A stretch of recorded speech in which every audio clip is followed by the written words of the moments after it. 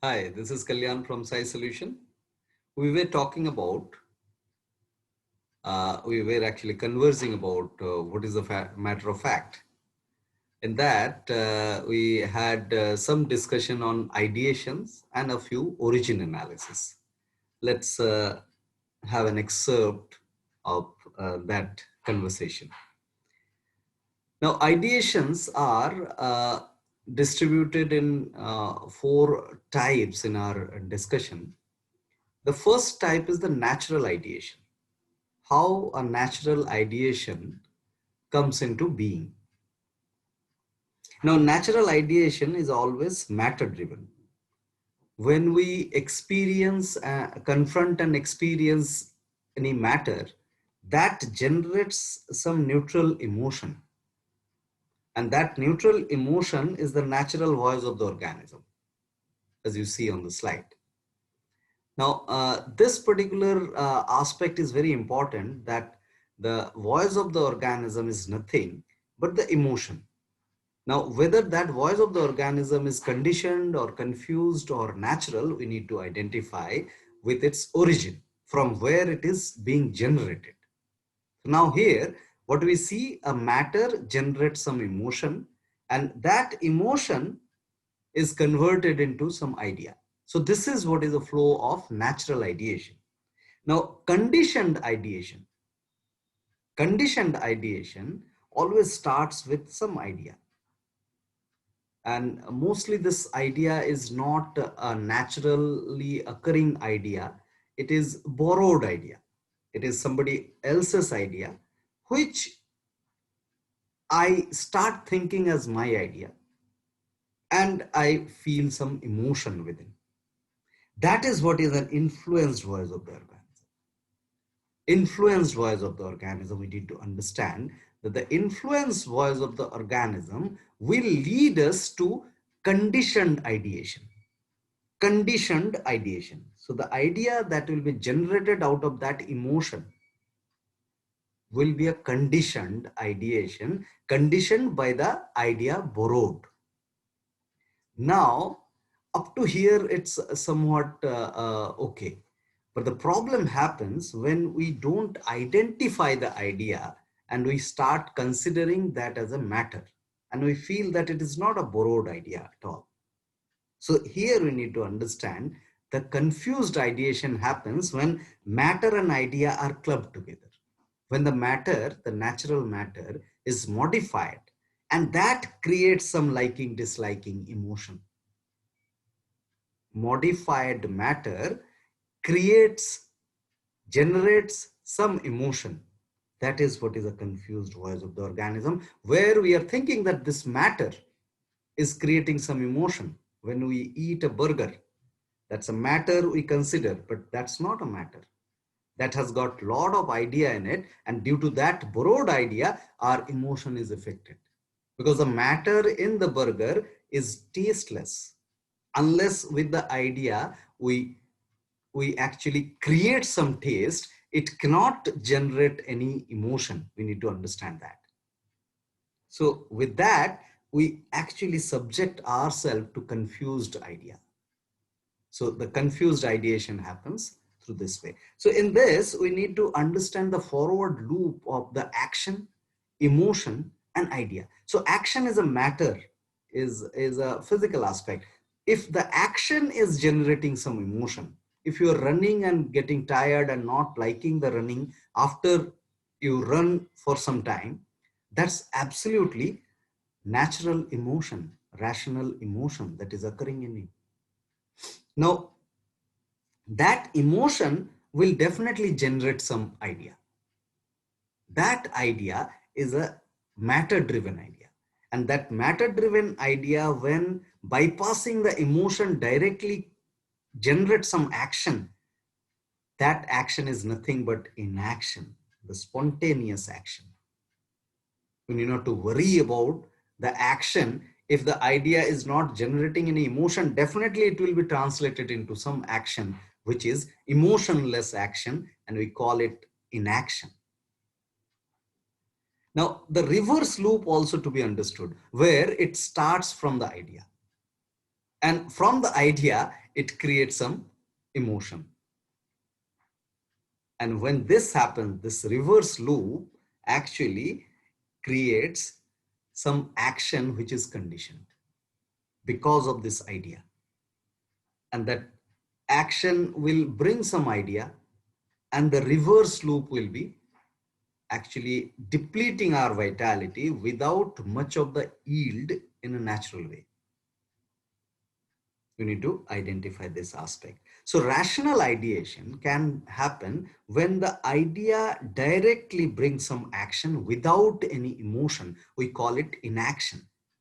And this inaction will bring some awareness based rational emotion, because inaction is a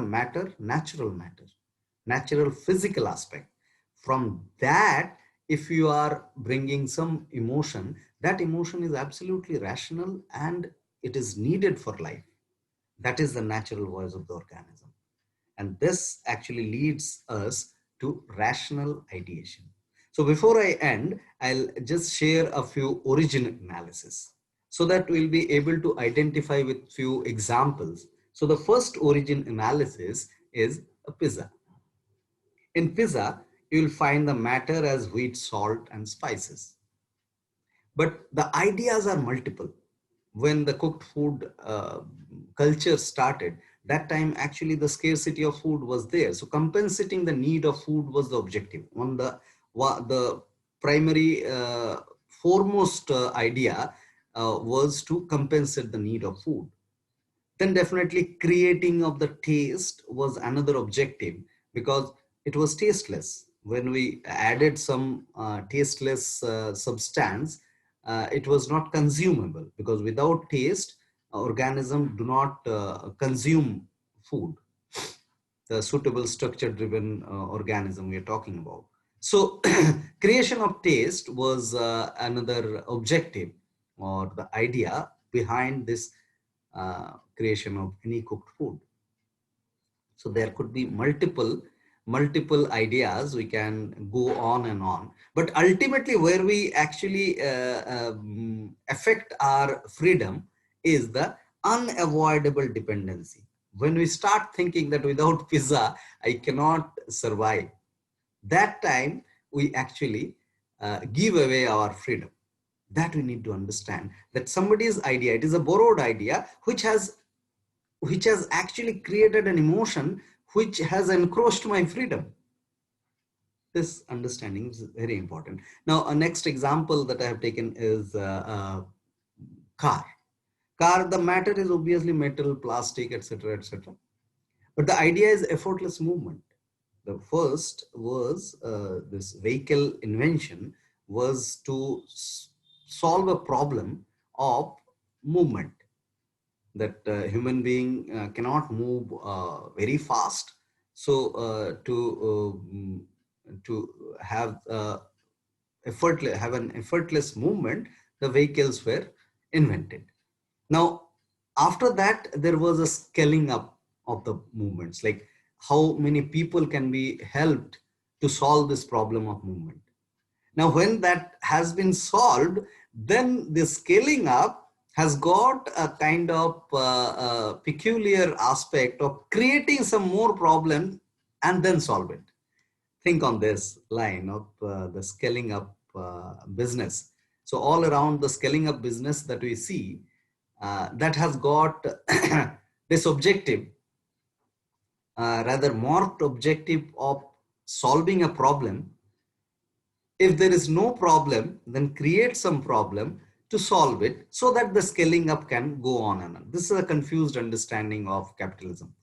Now, in this way, again, we reach to some unavoidable dependencies, as you see. That unavoidable dependency is the encroachment of the freedom, as it happened in the pizza case. Now, if we are going for the farming, agriculture, and all this stuff, the matters are again sunlight, air, water, earth, seed, fertilizers, cattle, etc., etc. Now, the idea was again the food supply, compensating the need of the food, as similar as in the pizza that you have seen. Now, enhancement of the production to solve the problem. Now, here also, if we go in that direction. If there is no problem, create some problem and then solve, then again that scaling up aspect and encroachment of the freedom happens. We need to understand and identify, think in this line. Money. Money actually, there is a confused materialism, that the I love money means I am materialist. But it is not the fact. The money lovers are the idealist people, because money means matter wise it's just paper and ink or sometimes metals.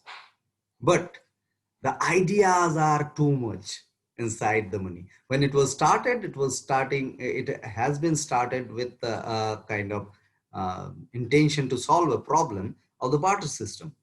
Barter system was not able to actually fulfill the needs of many people. That's why the money in a liquid form it came, so that everybody can transact. Now scaling up this transaction happens, and in this loop, we have actually forgot the natural need and brought wants and greeds to compensate the need of to continue this wheel of need of money. We need to understand, and we need to understand where we are actually giving away our freedom in this. So unavoidable dependency it has become slowly and gradually. So with this, I'll stop this video and we'll come again with some more thoughts and conversation. Thank you.